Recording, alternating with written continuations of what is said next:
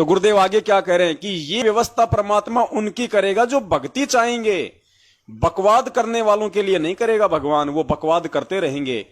आज जो हमारे भगत भाई बहन जो बकवाद कर रहे हैं ना, ये राजनीति आरक्षणबाजी, इतना समझाने के बाद भी 4 तारीखों पे फर्जी आश्रमों में जाना, रक्तदान, देहदान, फालतू की रैलियां निकालना। अब बताओ नेपाल के अंदर है वो हजारों की संख्या में अपना समय बर्बाद करते हुए वो रैली निकाल रहे हैं। आज शायद वहां पे कोई मेला लगता होगा कोई पशुपतिनाथ का, जिसमें जीवों की हत्या होती है, वहां पे भैंसें काटी जाती हैं। रैली निकाल रहे हैं बहुत बड़ी, नेपाल में माइक लगा के गाड़ियों से, जीव हत्या बंद करो, जीव हत्या बंद करो। अरे भाई, परमात्मा ने भक्ति दे दी, बैठ के भक्ति कर ले। ये जीव हत्या रुकवाने का ठेका आपने नहीं ले रखा। गुरुदेव के सत्संगों पे ध्यान दो। 27 साल हो गई गुरुदेव को सत्संग करते हुए, और उस समय गुरुदेव के नेपाल के भी भगत थे। गुरुदेव 2014 में जेल में गए, ध्यान रखना। 14 से पहले क्या नेपाल के भगत नहीं थे? क्या हिंदुस्तान के भगत नहीं थे? क्या नेपाल में उस समय वो पशुपतिनाथ के मंदिर में क्या जीवों की हत्या नहीं हो रही थी? क्या हिंदुस्तान में बूचड़ खाने नहीं चल रहे? क्या परमात्मा ने 27 साल में कभी अपने भक्तों को कहा कि तुम रैलियां निकालो, ये मुर्गे मत काटो, ये बकरे मत काटो, जोटे मत काटो?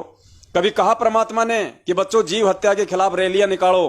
परमेश्वर ने क्या कहा कि बच्चों ये अन्यायी का लोक है, तुम यहां की व्यवस्था सुधारने में लगोगे तो तुम बिगड़ जाओगे, काल तुम्हें ठग लेगा। ये व्यवस्था तो सुधारने वाला ही सुधारेगा। तुम्हें भगवान का नाम मिल गया, अपनी भक्ति कर लो बैठ के, ये तुम्हारे लिए अच्छा रहेगा। लेकिन पुण्यात्माओं, काल प्रेरित जब भगत हो जाता है, वो अच्छे भले का निर्णय नहीं कर पाता है, भले बुरे का निर्णय नहीं कर पाता है। और ये साध संगति से ना जुड़ने का नतीजा है, जो उस परमेश्वर के ज्ञान को आधार ना बना के और नेपाल में वो रैली निकाली जा रही है। अब बताओ, तुम साल में एक बार वो रैली निकालते हो और कहां भोगते हो? गली कूचों में जा जाके लेके टेम्पू बना के फालतू के बैनर, संगत का पैसा बर्बाद करके जीव हत्या बंद करो, जीव हत्या बंद करो। हैं, क्या हो जाएगा उससे? तुमने पिछली बार भी वो रैली निकाली थी नेपाल में, हो गई जीव हत्या बंद, हो गया पशुपतिनाथ का मंदिर बंद, हो गई हत्या बंद। एक साल में तुम कौन सा वो किला तोड़ लोगे 2 घंटे रैली निकाल के? तेरे पड़ोस में जहां तू रहता है उस शहर में क्या कोई बुचड़ खाना नहीं है? क्या तेरे आसपास में कोई मुर्गा काटने वाला नहीं है? क्या कोई कसाई की दुकान नहीं है? बकरे काटने वाले की दुकान नहीं है? उसको तूने कितनी बार बोला जाके कि भाई साहब ये बंद कर दे, ये जीव हत्या है? उसको बोलने की तो तेरी हिम्मत है नहीं, और ये ड्रामा करने के लिए तुम्हारे अंदर हिम्मत दे देता है काल भगवान, संगत का पैसा और समय बर्बाद करवाने के लिए। अरे गुरुदेव ने कभी हिंदुस्तान में कोई जीव हत्या के खिलाफ कोई रैलियां निकलवाई क्या? नेपाल में कोई रैली निकलवाई क्या परमात्मा ने अपने रहते सहते? कोई रक्तदान किसी का करवाया? देहदान किसी का करवाया? जाटों को आरक्षण दिया? कांग्रेस बीजेपी को वोट डलवाए भगवान ने? तुम्हारी बुद्धि क्यों भ्रष्ट हो रही है? इस समय का सदुपयोग तुम साध संगति से जुड़ के अपनी भक्ति और आत्म कल्याण के लिए क्यों नहीं कर रहे? अपना समय और समासे बर्बाद करने के लिए क्यों कर रहे हो? अपनी मर्यादा क्यों तोड़ रहे हो तुम इन काल एजेंटों के पीछे चल के? पुण्यात्माओं, बड़ा मुश्किल है यहाँ पे, इसलिए भगवान सत्संगों में रोता है कि मेरे इतना समझाने के बाद भी नालायकों की आंखें नहीं खुल रही। तो यहां परमात्मा हमें समझा रहे हैं पुण्यात्माओं कि बकवाद करने वालों की भगवान उस समय रक्षा नहीं करेगा। और पुण्यात्माओं, परमात्मा के कुछ ही हीरे मोती लाल होते हैं जिनको ये बातें समझ में आती हैं, और जो समझ के साथ संगति से जुड़ जाते हैं, गुरु वचन और गुरु मर्यादा को प्रथम रख के चलते हैं, वही भक्ति मार्ग पे सफल होते हैं। परमात्मा अपने शब्द में कहते हैं कि कुछ वाणी है परमात्मा की कि लागी का मार्ग और है, कोई देखो सत्संग करके।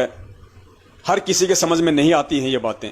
तो यहां गुरुदेव कह रहे हैं अपने सत्संग में कि परमात्मा उस समय उन्हीं की रक्षा करेगा, उन्हीं की सुरक्षा करेगा जो भक्ति चाहेंगे, बकवाद करने वालों की नहीं करेगा बिल्कुल भी। तो भाई, मैनेजमेंट के पीछे लगे हुए भाई बहनों, काल खोल के सुन लो भगवान का सत्संग, ये फाइनल आदेश है। उस समय तुम चिल्लाओगे, तुम रोओगे। ये कोरोना से जो मरे हैं हजारों की संख्या में, एक्सीडेंट होके जो मर रहे हैं, वो भी उस समय चिल्ला रहे थे, गुरुजी गुरुजी दया करो, गुरुजी रक्षा करो, भगवान बचाओ। नहीं बचाया परमात्मा ने। धरती पे प्रकट होने के बावजूद नहीं बचाया, अंतर्यामी होने के बावजूद नहीं बचाया। अरे महाराष्ट्र से आ रहे थे, 12 एक साथ मरे हैं। क्या भगवान को पता नहीं था उस अंतर्यामी को जेल में बैठे बैठे कि अब 2 मिनट बाद में वो मरने वाले? क्यों नहीं बचाया भगवान ने? भगवान तो कुछ भी कर सकता है, 1 सेकंड में वो तो वहीं पे प्रकट हो सकता है, बस को अपने हाथ से उठा सकता है। कुछ भी कर दे भगवान, क्यों नहीं बचाया? क्योंकि तुम मर्यादा विहीन हो, तुम मर्यादा तोड़ चुके हो, तुम एक पीले पर्चे को अपना गुरु मान चुके हो, उन भगोड़े व्यक्तियों से जुड़ के उनको अपना सतगुरु मान चुके हो, परमेश्वर की मर्यादा तोड़ चुके हो। तो सत्सेवक भाई बहनों से दास का निवेदन है, पुण्यात्माओं, ये अंतिम पेड़ का पत्ता बताया परमात्मा ने, अंतिम पेड़ का पत्ता, कि पुण्यात्माओं तुम्हारा ये जन्म अंतिम पेड़ का पत्ता है। अभी पहले ये मालिक का ये सुन लीजिए थोड़ा सत्संग, उसके बाद फिर आगे हम चर्चा करेंगे। पिप्पा जैसे ये अगर ये माहौल नहीं बदलाते फिर भगवान व्यवस्था करेगा। आपके घर में 2 दाने होंगे, तड़के भरा पाओगा मटका, पिप्पा भरा पाओगा टेगा, इस तरह कर देगा दाता आपके लिए। लेकिन भक्ति करवाने के लिए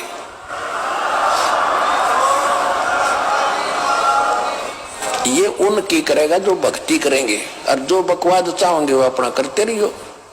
ठीक है, जिस भक्ति भजन करेंगे उनका लाभ मिल जाएगा, लेकिन वो उसमें से खड़ी रह जाएंगे।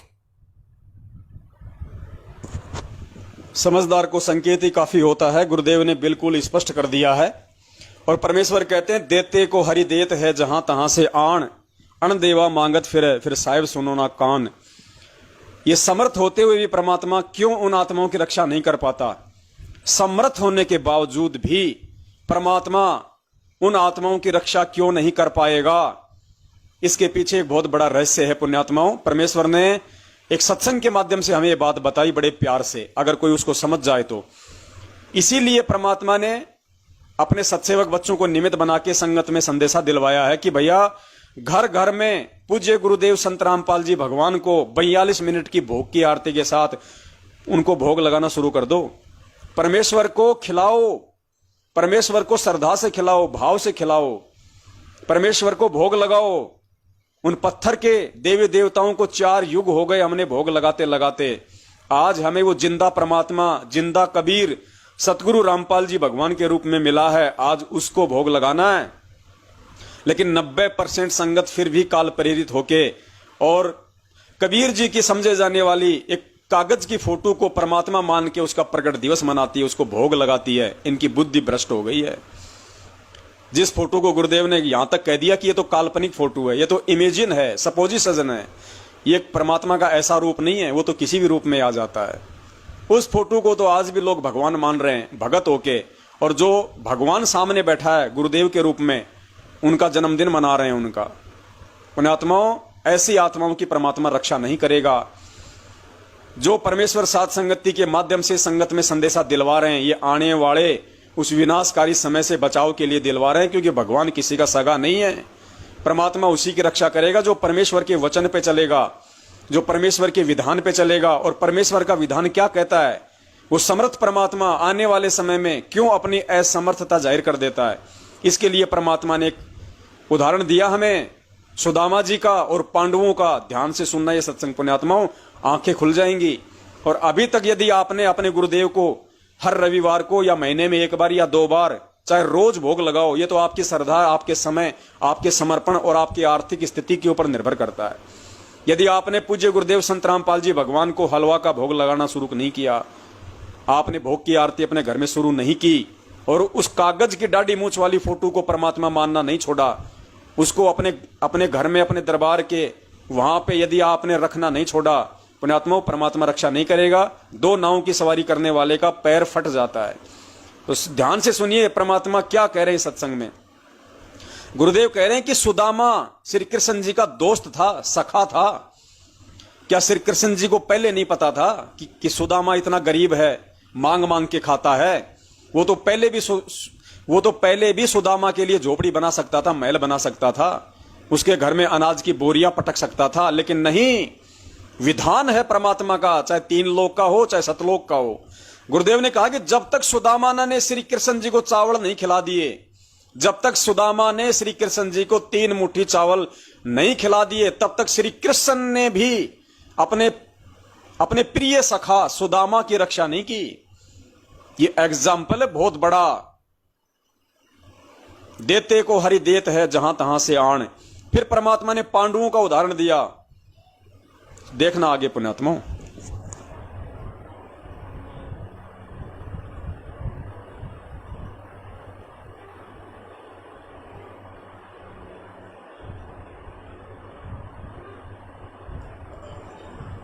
कि भाई देखो भोजन का भोग लगवाया था तंदुल कहे चावलों को।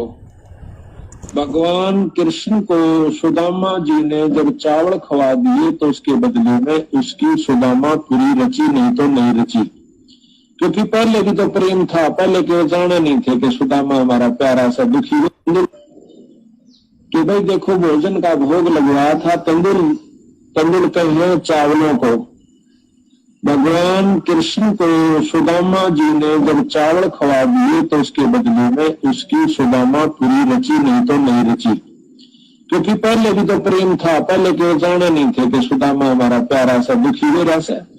पर जब तक वो भोग नहीं लगवा लिया चावलों का, मुट्ठी भर कर नहीं खा लिया भगवान कृष्ण ने, तब तक वो कुछ नहीं कर सका था, समर्थ होते हुए भी नहीं कर सका था। इसी प्रकार बंदी छोड़ हमें बताते हैं, आप बंदी छोड़ का पाठ करवाओ, उसके नाम पर कुछ दान धर्म करो तो मैं करूंगा। ये उनसे परम समर्थ है, कृष्ण भगवान से असंख्य गुना ज्यादा शक्तिमान कबीर साहब है। पर ये भी फेल हो जाएंगे अगर आप कुछ दान पुण्य नहीं करोगे सतगुरु के नाम पर। फिर आपके उन दुखों को दूर करेंगे जो कि कितने भी ना हुआ करते हैं। तो इसलिए इस पाठ और भोग का महत्व बता रहे, साथ में एक कथा के द्वारा पता नहीं कितने प्रकार की आपको शिक्षा दे रही। तंदुल विपर को दिए दे। तो पुण्यात्माओं, यहां पूज्य गुरुदेव ने सुदामा का उदाहरण देके स्पष्ट कर दिया है कि जब तक आप परमेश्वर को भोग नहीं लगाओगे तब तक परमेश्वर समर्थ होते हुए भी आपकी रक्षा नहीं करेगा। गुरुदेव ने कहा कि ये बंदी छोड़ भी उस समय असमर्थ हो जाता है जब आप इसको कुछ दोगे नहीं, इसके नाम पे कोई दान धर्म नहीं करोगे, कोई पाठ नहीं करोगे, इसको भोग नहीं लगाओगे, तब तक ये भी असमर्थता दिखा देगा समर्थ होते हुए भी। तो पुण्यात्माओं, आज गुरुदेव जी हिसार जेल में हैं, तो भक्ति विधान के अनुसार साल में एक बार पाठ करवाना चाहिए भगत को। लेकिन आज हम पाठ कहां करवाएं, इसके लिए परमात्मा ने हमें दूसरी जो विधि बता रखी है कि साल में एक बार हम अपने घर पे सहपरिवार बाल बच्चों के साथ में परमेश्वर के सामने पाठ प्रकाश का संकल्प कर लें। आप जितने भी भगत भाई बहन हैं, कुपात्रों को ज्योति पाठ का पैसा मत देना भूल के भी, वरना वापस दुविधा में पड़ जाओगे, ज्यादा परेशानियों का सामना करोगे आने वाले समय में। आज गुरुदेव हिसार जेल में हैं और उनके विधान अनुसार साल में एक बार पाठ का संकल्प करना चाहिए। पूरा परिवार जिन जिन्होंने नाम दीक्षा ली हुई है, अपने घर पे जहां भी बंदी छोड़ का दरबार लगा रखा है, वहां पे परमेश्वर को दंडवत करके आप मालिक से ये संकल्प कर लीजिए कि हे बंदी छोड़, आपके भक्ति विधान अनुसार आपका परिवार, आपके बाल बच्चे आपको पाठ प्रकाश का संकल्प करते हैं गुरुदेव, इसे स्वीकार कीजिए। और परमात्मा, आप अपने बच्चों की सार संभाल रखना। और गुरुदेव, जब आप आश्रम में आ जाओगे, परमेश्वर इस पाठ का पैसा आप सुपात्र सतगुरुदेव जी के ही कर कमलों में देंगे। तो परमात्मा कहते हैं, साधु भूखा भाव का धन का भूखा नहीं, और जो कोई धन का भूखा वो साधु भी नहीं। तो धन का भूखा तो ये सतलोक आश्रम मैनेजमेंट हरियाणा है, ये साधु की श्रेणी में नहीं है। पुण्यात्माओं, हमने इस प्रकार से ज्ञान आधार से अपने आप को बचाना है, मर्यादाओं में चलना है। फिर परमात्मा ने हमें एक वाणी में बताया कि रोटी कृष्ण देव को पाई, ताते 87 की खुदिया मिटाई। रोटी कृष्ण देव को पाई, परमात्मा ने इसके लिए, अभिदास के पास में शायद सत्संग है नहीं, वो परमात्मा ने कहा कि जब 1 साल का वनवास अज्ञातवास वाला पांडव काट रहे थे, और उधर हस्तिनापुर में जो दुर्योधन था, उसने दुर्वासा ऋषि को अपने बाग में रखा हुआ था, उसको 12 साल से खिला रहा था, उसको पिला रहा था। और फिर वो गया दुर्वासा के पास में और कहा कि तुझे इतने दिनों से खिला पिला रहा हूं, कुछ तो काम कर। बोला क्या? बोला जाके पांडवों को दुर्शिष दे के आ जा, उनको उनका विनाश हो जाए, उनको ऐसा वो दे के आ जा। अब वो भी मजबूर था, क्योंकि उस दुर्योधन का मलिन अन्न खाके वो भी परमात्मा के विधान से नीचे गिरा हुआ था। तो पांडवों को दुर्शिष देने के लिए जंगल में चला जाता है, 88,000 ऋषियों को साथ लेके। रोटी कृष्ण देव को पाई, ताते 88 की खुदिया मिटाई, उनकी भूख मिटाई। वहां चला गया और जाने के बाद में उसने कहा कि भाई भूख लग रही है, भोजन कराओ। शाम के टाइम पे गया और गुरुदेव ने बताया कि जो द्रौपदी थी, द्रौपदी के पास में सूर्य भगवान ने एक ऐसा वो पात्र दिया हुआ था कि जब तक वो द्रौपदी भोजन नहीं कर ले तब तक वो चाहे तो पूरी पृथ्वी को वो भोजन करा सकती है। लेकिन यदि उस द्रौपदी ने खाना खा लिया उसके बाद उसमें कुछ नहीं बचता था अगले दिन के बाद। तो उस समय उसने द्रौपदी ने खाना खा लिया और लेट गया वो दुर्वासा, और जाने के बाद कहा कि भाई भूख लग रही है, भोजन कराओ। साथ में 88,000 की सेना, साधु संतों की, ऋषियों की, और उसने कुछ डिमांड रख दी कि आज का बोया हुआ आम होना चाहिए, आज की फसल होनी चाहिए, आज का ही गेहूं होना चाहिए, आज ही बो, आज ही काटो, आज ही ऐसा होना चाहिए। मतलब ना होने वाले काम, गुरुदेव ने बताया कि ना होने वाले काम ऐसे ऐसे उसने वहां पे डिमांड रख दी ताकि ये मेरे डिमांड को पूरा ना कर पाए और मैं इनको बद्दुआ दे दूं, मैं इनको श्राप दे दूं। उधर से पुण्यात्मा वो कबीर परमात्मा श्री कृष्ण जी का रूप बना के, क्योंकि पांडवों का गुरु श्री कृष्ण था, वो परमेश्वर श्री कृष्ण जी का रूप बना के पांडवों के पास जंगल में गया और उस समय कहा कि भाई क्या हुआ, भाई क्यों चिंतित हो, क्या हो गया। वो श्री कृष्ण जी को याद करने लग गए उस समय, क्योंकि आपत्ति के समय अपने गुरु भगवान को ही याद किया जाता है। तो पांचों पांडव और द्रौपदी श्री कृष्ण जी का ध्यान लगा रहे थे, उधर से वो परमात्मा श्री कृष्ण का रूप बना के आ गया और उन्होंने कहा कि महाराज ऐसे ऐसे ये दुर्योधन का भेजा हुआ हमारे को बद्दुआ देने के लिए, श्राप देने के लिए ये आया है, बकवाद करने के लिए, ये दुर्वासा, और मैंने भोजन खा लिया। तो पुण्यात्मा अब ध्यान देना आगे गुरुदेव ने क्या कहा। श्री कृष्ण रूप में परमेश्वर ने कहा कि भाई पहले मुझे कुछ खिलाओ। तो पांडवों ने कहा कि महाराज अगर हमारे पास में कुछ खिलाने को होता तो हम इनको ना खिला देते, कुछ नहीं बचा। बोलो कुछ तो होगा, बोलो कुछ नहीं, सब खा लिया। बोला द्रौपदी वो जो झूठा जो बर्तन है, पुण्यात्मा झूठा बर्तन, परमेश्वर ने कहा श्री कृष्ण रूप में कि वो जो झूठा बर्तन है उसमें देखो कोई साग का पत्ता वगैरह कुछ लग रहा होगा, अरे वो ही खिला दो। तो द्रौपदी ने देखा तो उसमें साग वाग का जो पत्ता था वो लग रहा था थोड़ा बहुत। तो परमेश्वर ने उसमें पानी डाला, उसको घोड़ा, हिलाया और वो पिया। और जैसे ही श्री कृष्ण रूप में उस कबीर परमात्मा ने वो भोजन किया, वो भोग लगाया, भोग लगाते ही उधर गुरुदेव कहते हैं कि रोटी कृष्ण देव को पाई, ताते शेष 88 की भूख मिटाई। उधर बंदी छोड़ ने भोजन किया, उधर सारे के सारे साधु 88,000 दुर्वासा लोट मार रहे हैं वहां पे। गुरुदेव ने कहा कि जैसे जो गधा होता ना, और जो गधा होता है जो राख में लोट मारता है, वैसे लोट मार रहे। और बंदी छोड़ ने कहा कि भाई जाओ उनको ले आ, कि भोजन तैयार है, महात्माओं भोजन करो। भीम जैसे गया उनको बुलाने के लिए, वो तो लौट रहे। और भीम ने कहा कि महाराज चलो भोजन तैयार है। तो दुर्वासा ने कहा, अरे भैया भोजन का नाम मतलब उल्टी आने को हो रही है, हम तो छिक गए भाई। एक बता तुम्हारे घर पे कौन आए, कौन आए तुम्हारे घर पे। तो उसने कहा कि श्री कृष्ण जी आए। तो जो दुर्वासा उनको श्राप देने के लिए आया था, उस दुर्वासा के मुंह से परमात्मा ने यह निकलवा दिया क्या, कि भाई तुम्हारा भला हो, तुम्हारा भला हो भाई, और जिसने मुझे भेजा है उसका सत्यानाश हो। मतलब तुम्हारे दुश्मनों का नाश हो, तुम्हारा भला, तुम्हारा भगवान भला करे और राम करे तुम्हारे दुश्मनों का नाश हो। तो पांडवों के दुश्मन कौन, कौरव। तो गुरुदेव ने बताया कि जिस दुर्योधन ने पांडवों को श्राप देने के लिए भेजा था बंदी छोड़ने, उसी दुर्वासा से उन्हीं कौरवों को श्राप दिलवा दिया और उनका सत्यानाश हुआ। तो कहने का मतलब है खुद वो बंदी छोड़ जो श्री कृष्ण जी का रूप बना के गया था, वो तो समर्थ था, वो तो खाना सबकी भूख शांत कर सकता था, वो तो वहां पे मिनटों में भंडारे भर सकता था। जैसे काशी में 18 लाख लोगों के लिए भगवान ने 9 लाख बैलों के ऊपर, उनको तो बैलों की भी आवश्यकता नहीं थी, लेकिन लीला करता है परमात्मा। जब 18 लाख की परमात्मा ने भूख शांत की वहां पे 3 दिन तक बिना इस पृथ्वी के एक अनाज के दाने के, तो वो परमात्मा तो 88,000 उन ऋषियों को भी खाना खिला सकता था, लेकिन नहीं, अपना विधान बताया भगवान ने कि द्रौपदी पहले कुछ मुझे खिला। तो पुण्यात्माओं, जब तक हम अपने पूज्य गुरुदेव जी को आज परमात्मा मान के भोग नहीं लगाएंगे, अपने गुरुदेव जी को हम आज भोजन नहीं कराएंगे। मालिक एक वाणी है, एक भजन है पुण्यात्माओं, जगत वाले भी इतने ज्यादा भावित हैं, श्रद्धालु हैं, भले ही वो पत्थरों को पूजते हैं। एक भजन है जिसमें आता है कि कौन कहता है भगवान खाते नहीं, कौन कहता है भगवान खाते नहीं, तुम सबरी के जैसे खिलाते नहीं। कहते हैं भगवान, कौन कहता कि भगवान नहीं खाता, भगवान तो उस पत्थर में प्रकट होके भी खा जाएगा, लेकिन तुम्हारे भाव जो होते हैं वो खिलाने के लिए होते। तुम्हारे सबरी के जैसे भाव होने चाहिए अपने गुरुदेव को भोग लगाने के। कहते हैं कौन कहता है भगवान खाते नहीं, पर तुम सबरी के जैसे खिलाते नहीं। फिर कहते हैं कौन कहता है भगवान आते नहीं, तुम मीरा के जैसे बुलाते नहीं।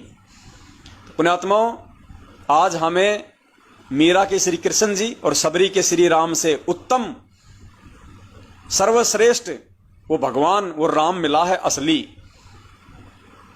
आज हमने उसको भोग लगाने में कोई पुण्यात्माओं भय नहीं होना चाहिए, कोई शर्म नहीं होनी चाहिए। 4 युगों से हम इन पत्थर के देवताओं को भोग लगा रहे हैं, उस समय में कोई डर नहीं, कोई शर्म नहीं। आज इस मैनेजमेंट के डर से, इन 2 कौड़ी के काल एजेंटों के भय से आज आप अपने गुरुदेव को भोग लगाने से डर रहे हो कि मेरा नाम खंड हो जाएगा। अरे अपने गुरु भगवान को भोग लगाने से नालायक को नाम खंड होता है क्या, या फिर नाम जुड़ता है?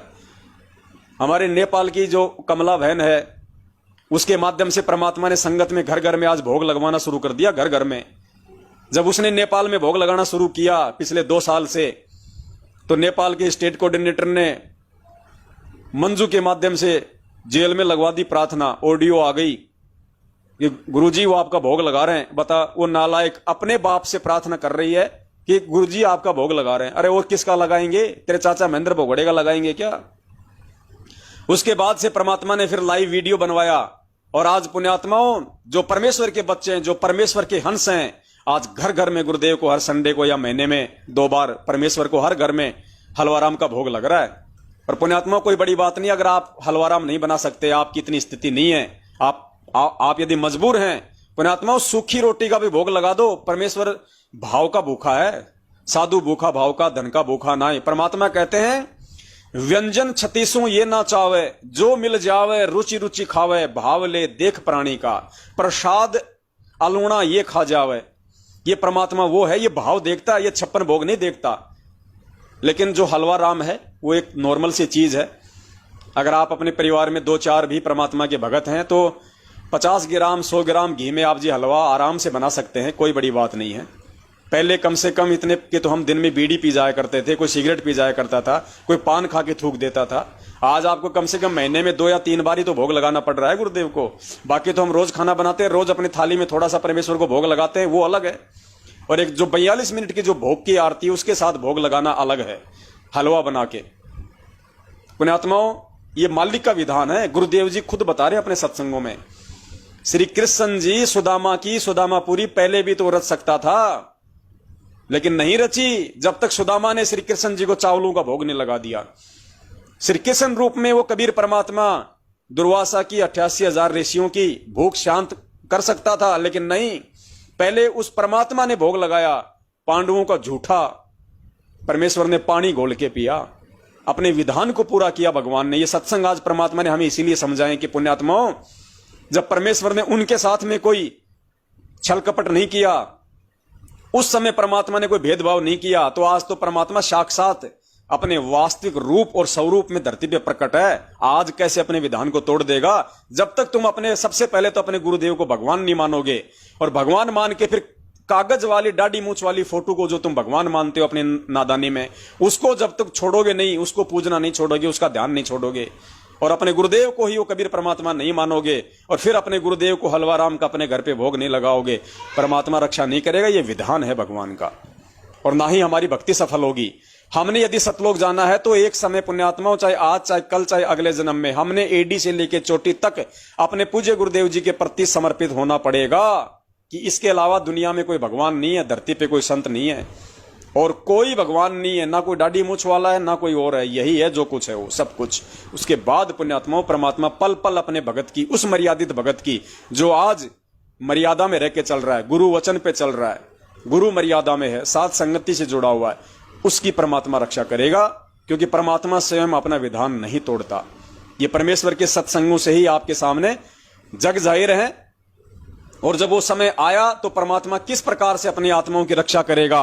आज हम जो दान धर्म कर रहे हैं, कौन सा दान धर्म? इस काल एजेंट मैनेजमेंट को जो ज्योति पाठ और दान का पैसा दे रहे हैं, वो दान धर्म नहीं। आज साध संगति के जगह जगह जो प्रोग्राम हो रहे हैं, उन साध संगति के प्रोग्रामों में जो भगत भाई बहन जा रहे हैं, वहां जो परमेश्वर को भोग लगता है, जो भंडारा बनता है, उस भंडारे में अपना जो सहयोग करते हैं, चाहे कोई 1 रुपया दे, चाहे कोई 5 रुपया दे, चाहे कोई 5,000 रुपए दे, वो भंडारा पुण्यात्माओं। और पाठ का संकल्प, ज्योति और पाठ का संकल्प साल में एक बार, और इन साध संगति के कार्यकरों में, उन धर्म भंडारों में हम जो सहयोग कर रहे हैं पुण्यात्माओं, वो दान पुण्य, उसके आधार से वो परमात्मा आने वाले समय में हमारी रक्षा करेगा। और जब गुरुदेव जेल से बाहर आ जाएंगे, उस समय तो सारा सब कुछ हमने अपने पूज्य गुरुदेव जी के हाथों में देना है। पाठ का पैसा भी अपने गुरुदेव के हाथ में देना है, ज्योति का भी अपने गुरुदेव के हाथ में देना है, 10वें अंश का भी गुरुदेव के हाथ में देना है। लेकिन आज गुरुजी हमारे बीच में नहीं है शारीरिक रूप से, इसलिए हमने पाठ का तो संकल्प कर लेना है, क्योंकि सत्य भक्ति है, परमात्मा अंतर्यामी है, वो भाव का भूखा है। और साध संगति में ज्यादा से ज्यादा हमने पहले पुण्यात्माओं, हम इनके रैलियों में तो धक्के खाते थे। ये कभी डीसी को ज्ञापन दे रहे हैं मैनेजमेंट वाले, कभी सीएम को ज्ञापन दे रहे हैं, कभी प्रधानमंत्री के सामने इच्छा मृत्यु का फोरम भर रहे हैं, कभी रक्तदान, कभी देहदान। हम वहां भी तो धक्के खा रहे थे, अपना समय बर्बाद कर रहे थे। आज जहां भी आपको साध संगति का प्रोग्राम मिल जाए, और यदि आप जाने में सक्षम हैं, आपको ऐसा कोई विशेष कोई काम धंधा नहीं है पीछे, आपकी जेब में 2 पैसा है, भगवान की दया से आपको जाना चाहिए, चाहे आपको 500 किलोमीटर से क्यों ना आना पड़े, आपको जाना चाहिए पुण्यात्माओं। वो प्रोग्राम भले ही 1 रात का है, लेकिन 1 रात में परमात्मा हमारी भक्ति से कितनी बैटरी चार्ज कर देता है, हमें इस चीज का आइडिया भी नहीं है। फिर देखिए परमात्मा किस प्रकार से अपने भगत की रक्षा करेगा।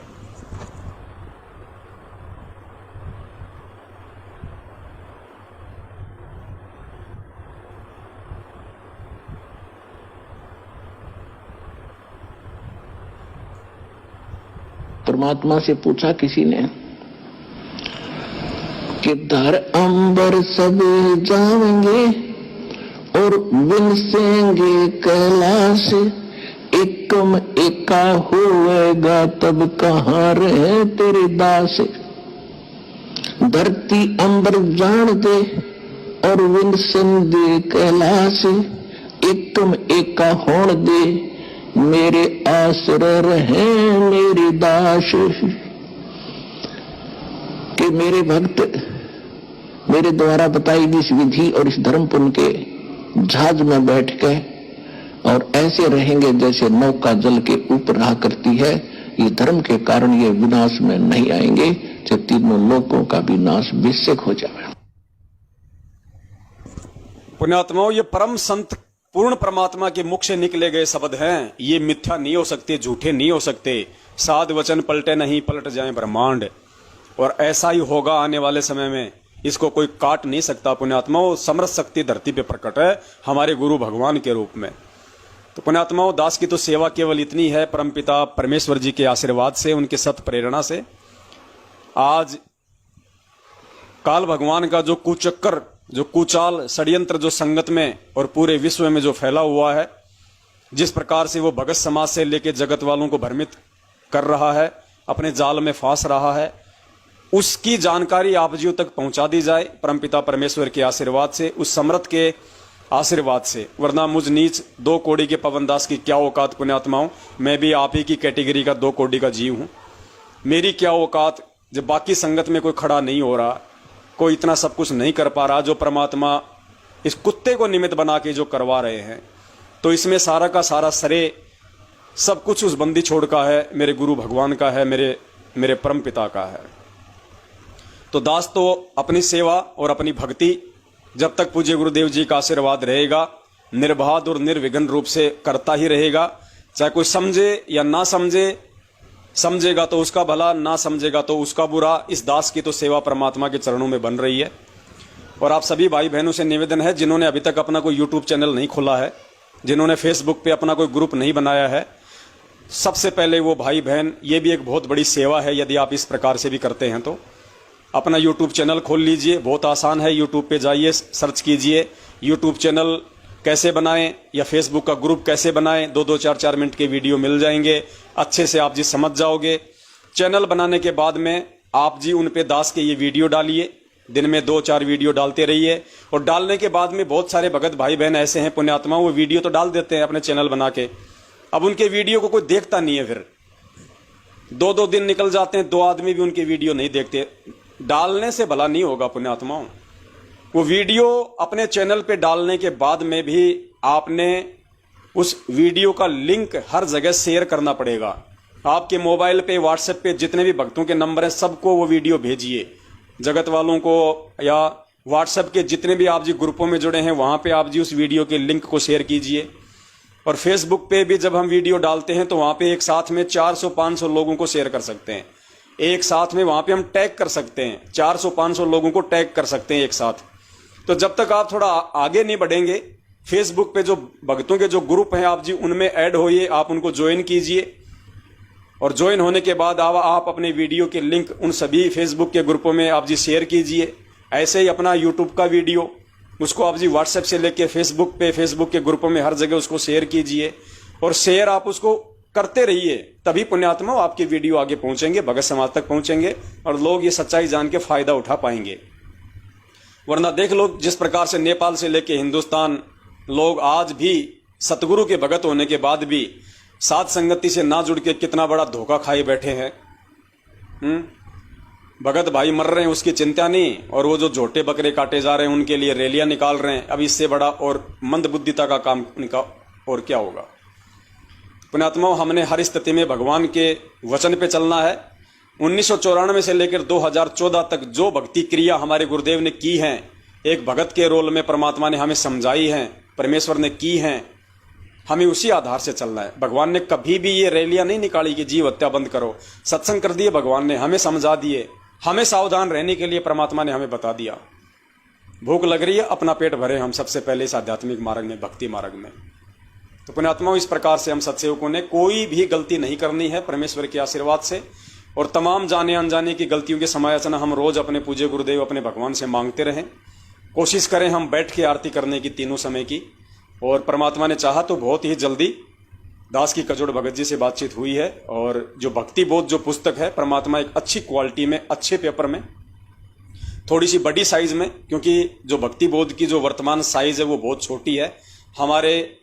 हमारे कुछ ऐसे भगत भाई बहन हैं जो मतलब बुजुर्ग हैं, जिनके लिए उन शब्दों को पढ़ना बहुत ही छोटा पड़ जाता है। तो थोड़ी सी उसको बड़ी साइज में परमात्मा के दया से छपवा रहे हैं। बहुत जल्दी भक्ति बोध भी छप जाएगी। और एक हम कोशिश कर रहे हैं परमपिता परमेश्वर के आशीर्वाद से आध्यात्मिक जो ज्ञान गंगा है, जो गुरुदेव के समय आश्रम में थी, आध्यात्मिक ज्ञान गंगा जो मिलावट रहित है, उस पुस्तक को भी तकरीबन 1000 की संख्या में हम लोग छपवा रहे हैं। और साथ में कुछ 16 GB के जो मेमोरी कार्ड हैं वो भी हम ले रहे हैं। उनमें गुरुदेव के सत्संग वाणियाँ, ये सब कुछ, जो भोग की आरती है, जो पाठ वाली आरती है, जो परमेश्वर को भोग लगेगा, जो 42 मिनट की आरती है, तीनों समय की आरती है, सत्संग है, शब्द है, ये सारी चीजें, तो ये कुछ चीजें होंगी। और ये चीजें आपको मिलेंगी जहां भी आपके आसपास में साथ संगति होगी, वहां पे उस भगत भाई के पास में ये सारी चीजें वहां पे भेज दी जाएंगी। और जो भी कॉस्ट इनकी होगी, जो इनकी लागत आएगी, केवल वही आप लोगों से लिया जाएगा। जो भी भाई बहन उसको लेना चाहेगा, चाहे मेमोरी कार्ड हो, चाहे आध्यात्मिक ज्ञान गंगा हो, चाहे भक्ति बोध हो, चाहे पूज्य गुरुदेव जी की कोई फोटो हो, जो भी सामान सतगुरुदेव जी के आशीर्वाद से हम तैयार करवाने जा रहे हैं, वो सारी की सारी जो वो चीजें हैं आपको वहां पे मिल जाया करेंगी। इसके लिए आपको साथ संगति में जाना पड़ेगा। कोई भाई अगर ये कहे कि मैं दूर हूं भाई, मैं नहीं आ सकता, मुझे कोरियर कर दो, ये बिल्कुल संभव नहीं होगा। हमने इसको व्यापार के रूप में नहीं लेना है। वो सारा सामान मिला के अगर 200 रुपए का है और 250 रुपये फिर आपके वो कोरियर के लग जाएंगे, फायदा क्या है इस चीज का। वो मिसयूज हो सकता है, बीच में ना पहुंचे आप तक, कई कारण हैं। इसलिए दास विनती करेगा उस सामान को प्राप्त करने के लिए जो अभी छपने जा रहा है, आप जी को साथ संगति के कार्यक्रम में आना पड़ेगा, वहीं से आपने सारी चीजें प्राप्त करनी पड़ेंगी। कुछ भगत भाई बहन जो भी नए हैं, इतना ज्ञान नहीं हो पाया है, और उनसे भी मेरी प्रार्थना है कि वो साथ संगति से जुड़े, निष्पक्ष भाव से, धैर्य के साथ में।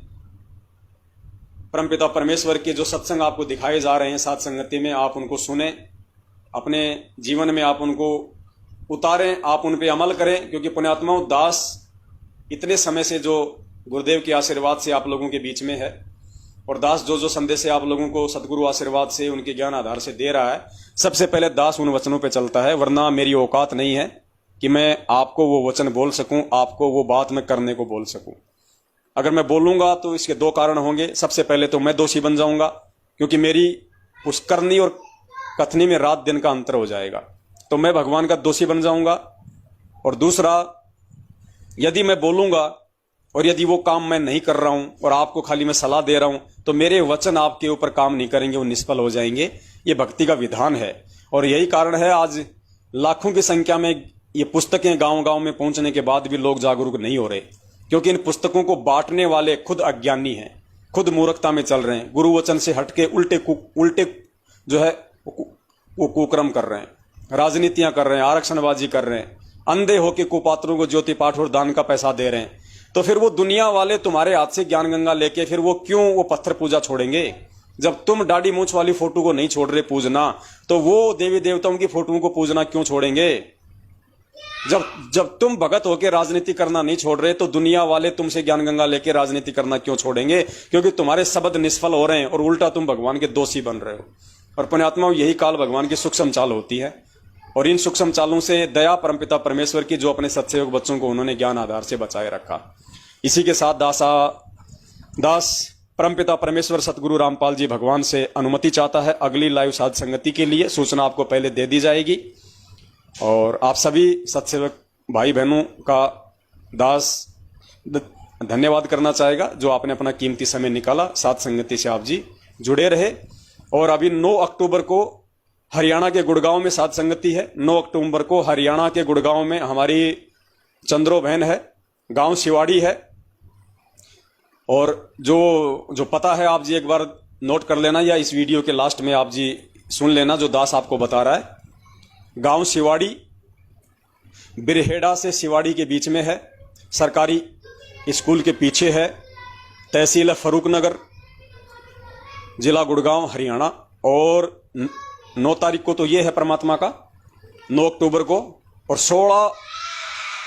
16 अक्टूबर को हरियाणा में ही दूसरी जगह है, रोहतक में है। हमारी बहन है, दास को उस बहन का नाम नहीं याद आ रहा, शीला हुड्डा है, सुशीला हुड्डा है, ऐसे उस बहन का नाम है, मालिक ने उस पर दया की है।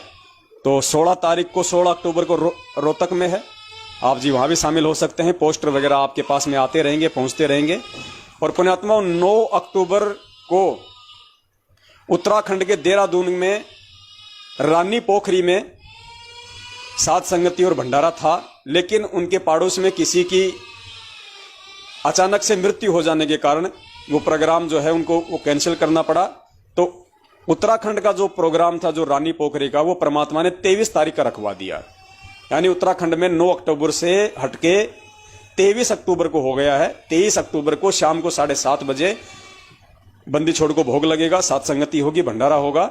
उससे पहले 9 अक्टूबर को आप जी कोशिश कीजिए, आपकी जो गुड़गांव में चंद्रो बहन है वहां पे आप जी जाइए, परमेश्वर की साध संगति में शामिल होइए और 5 यज्ञों का लाभ उठाइए, साध संगति का लाभ उठाइए, अपने बंदी छोड़ को भोग लगाइए, अपने परमात्मा को आप जी जो है वो प्रसन्न कीजिए।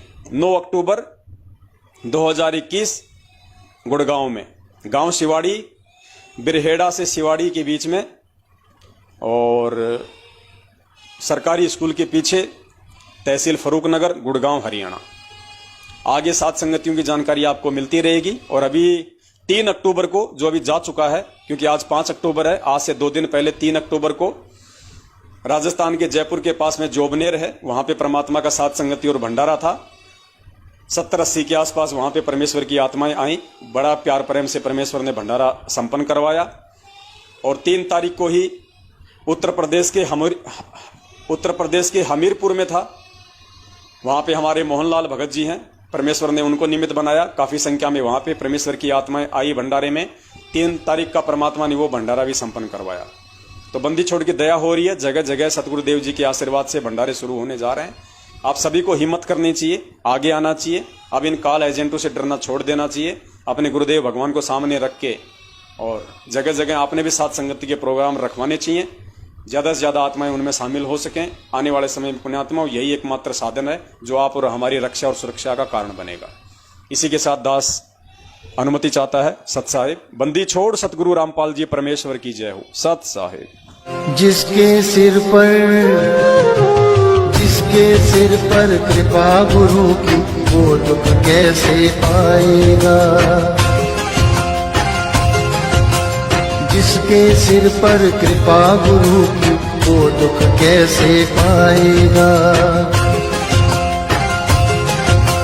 नाम गुरु जी का जप लेगा, नाम गुरु जी का जप लेगा, जीवन सफल बनाएगा। जिसके सिर पर